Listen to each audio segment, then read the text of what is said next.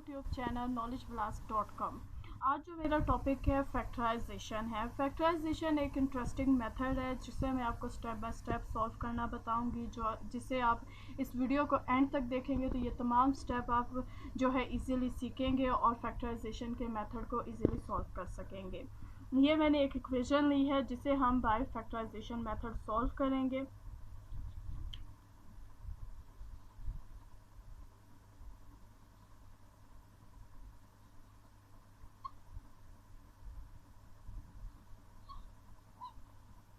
इसमें मैंने आपको सॉल्व करने का मेथड भी बताया है कि आपने क्वेश्चन राइट करना है, जैसे आपको गिवन होगा, फिर आपने सॉल्व लिखना है, अगेन इस क्वेश्चन को आपने राइट करना है। फैक्टराइजेशन के मेथड को मिड टर्म ब्रेक भी कहते हैं, क्योंकि इसमें हमने क्या करना होता है, ये जो मिड की टर्म है इसे ब्रेक करना होता है। और मिड की टर्म को ब्रेक करने के लिए जो हमारे पास स्टेप है, फर्स्ट स्टेप हमारे पास क्या होता है कि हमने क्या करना है, जो हमारे पास एक्स स्क्वायर वेरिएबल इन्वॉल्व है इसके हमने कोफिशिएंट को, जो हमारे पास कांस्टेंट टर्म है, इससे मल्टीप्लाई करना है। अब x का वेरिएबल नहीं है तो इसका वेरिएबल क्या होता है 1, कोफिशिएंट क्या होता है हमारे पास 1 होता है। 1 को हम मल्टीप्लाई करेंगे कांस्टेंट के साथ, 1 मल्टीप्लाई 20 को जब हम मल्टीप्लाई करेंगे 1 से तो हमारे पास आंसर क्या आएगा 20। अब इस टर्म को, जो मिड की टर्म को, हमने ऐसे ब्रेक करना है कि हम मल्टीप्लाई करें तो हमारे पास 20 आए और प्लस माइनस करें, जो भी नंबर हमारे पास आए वो हमारे पास x की फॉर्म में, यानी इसके साथ भी 1 है, हमारे पास 1 आंसर दे, माइनस x आंसर दे। तो हम देखेंगे कि किस किस टेबल में हमारे पास जो रफ वर्क है इसमें हमने देखना है कि किस किस टेबल में हमारे पास 20 आता है। फर्स्ट हम जो टेबल देखेंगे हमारे पास 2 10 20, 4 5 20, 5 4 20। अब इस तरह फर्दर जो टेबल जिसमें 20 आता है आप राइट कर सकते हैं। और पहले के हम क्या देखेंगे कि हमने इस टर्म को जब सॉल्व करना है तो फर्स्ट हमने जो इसका मिड का साइन है, जो x कोफिशिएंट के साथ साइन है, वो फर्स्ट टर्म के साथ लगाना है।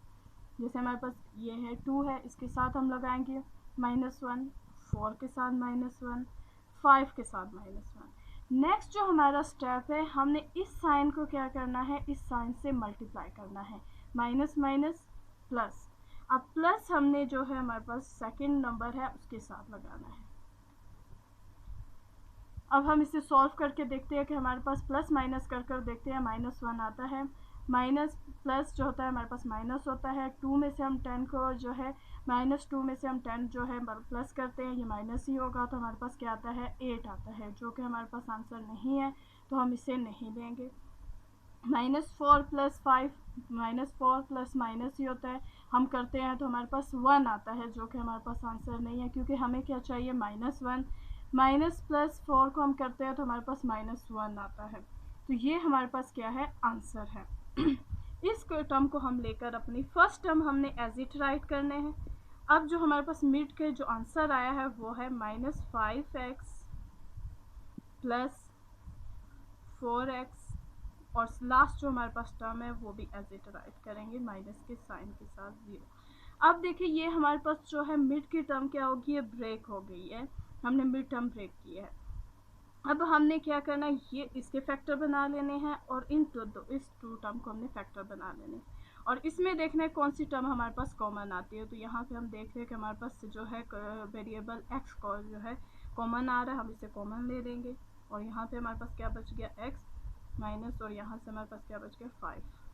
अब इस टर्म में हम देखते हैं हमारे पास क्या कॉमन आ रहा है, +4।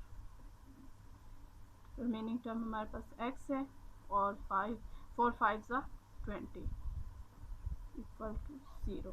अब ये देख रहे हैं हमारे पास ब्रेक हो गई है, इन दोनों में हमारे पास जो है इस पूरी इक्वेशन में क्या कॉमन आ रहा है, x माइनस 5 हम कॉमन ले लेंगे और x + 4। हमारे पास 2 फैक्टर आ गए हैं जिसे हमने सॉल्व करना है और सॉल्व करके इसके फैक्टर फाइंड कर लेने हैं।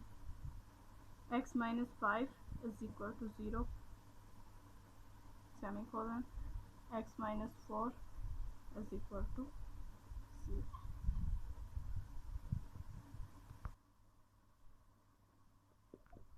अब इस टर्म को हम लेकर जो है सोल्यूशन सेट x जो है हमारे पास इन्वॉल्व है, इसका आंसर फाइंड कर लेंगे। x minus 5 equal to 0। -5 को जब हम इस तरफ लेकर आएंगे तो माइनस है तो वो प्लस हो जाएगा। x इज इक्वल टू 0 में 5 प्लस करेंगे तो 5 ही आंसर आएगा। अब नेक्स्ट टर्म को हम लेकर सॉल्व कर लेंगे। x plus 4 is equal to 0। अब x4 इससे प्लस हो रहा है, उस साइड जाकर क्या हो जाएगा हमारे पास, इक्वल के इस साइड जाकर माइनस हो जाएगा, प्लस है तो माइनस हो जाएगा। हमारे पास आंसर आ जाएगा -4। सोल्यूशन सेट राइट करेंगे। माइनस की टर्म हम पहले लिखेंगे और प्लस की टर्म आंसर। ये हमारा आंसर है। इस वीडियो को आपने कंप्लीट देखे और इससे आप पूरे जितने भी स्टेप है मिड टर्म फैक्टराइजेशन के वो इसमें मैंने कम्प्लीटली आपको एक्सप्लेन किया है और इस मेथड को आप फॉलो करके मिड टर्म ब्रेक फैक्टराइजेशन कर सकते हैं।